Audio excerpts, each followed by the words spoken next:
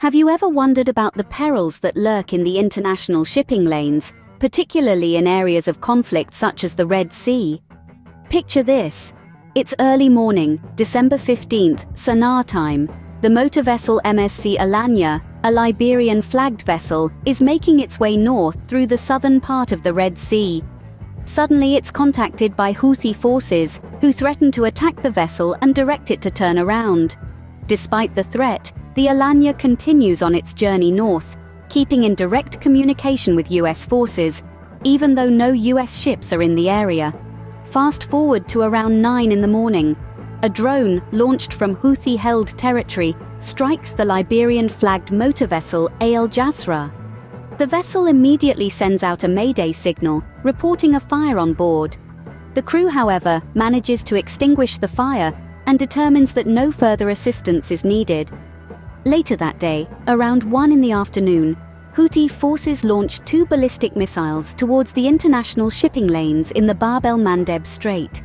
One of these missiles strikes the Liberian-flagged MV Palladium 3, which sends out a mayday call and reports a fire on the vessel. The USS Mason responds to the call while the other missile likely misses any ships. Thankfully, no injuries have been reported by any of the 3 ships attacked.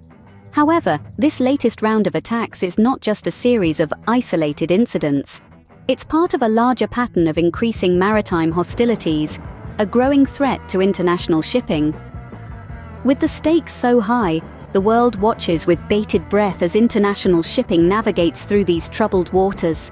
So, what does this mean for global trade, and how is it coping with these threats? The recent attacks on vessels in the Red Sea have had a significant impact on global trade. This waterway isn't just a strip of blue on the map, it's a major artery of global commerce. Around 10% of the world's trade passes through the Red Sea, making it a lifeline for international markets. Its waters carry a variety of goods, from energy supplies to food products and manufactured items. It's the highway that connects Europe and Asia, making it indispensable for global trade. But as the threats in the Red Sea have escalated, so too have the challenges for global trade. Major shipping companies, including industry giants like Maersk and Hapag-Lloyd, have had to hit the pause button on their journeys through the Red Sea. It's a prudent move, but one that disrupts supply chains and adds delays to the delivery of goods worldwide. And it's not just about delays. The risks associated with sailing through these waters have led to a spike in insurance costs for shippers. In some cases, these costs have doubled. That's a hefty price to pay, and it's a cost that eventually trickles down to consumers in the form of higher prices for goods. However, despite the increasing threats, it's important to note that experts believe the Houthis do not have the capability to completely shut down transport through the Red Sea. This is a critical point, as it means that global trade can, and does, continue to flow through this crucial artery. Navies in the area are also on high alert, ready to respond robustly if such a threat were to arise. Despite these challenges, global trade continues, albeit with increased caution and costs. Despite the threats, the wheels of commerce keep turning, showing us that resilience is an inherent part of global trade. So, where does this leave international shipping, you might ask? The recent events have highlighted the precarious situation that international shipping finds itself in. Let's revisit the attack on the Liberian-flagged MV Palladium 3. This vessel was one of the unfortunate targets of the 2 ballistic missiles launched towards the international shipping lanes in the Bab el-Mandeb Strait by Houthi forces.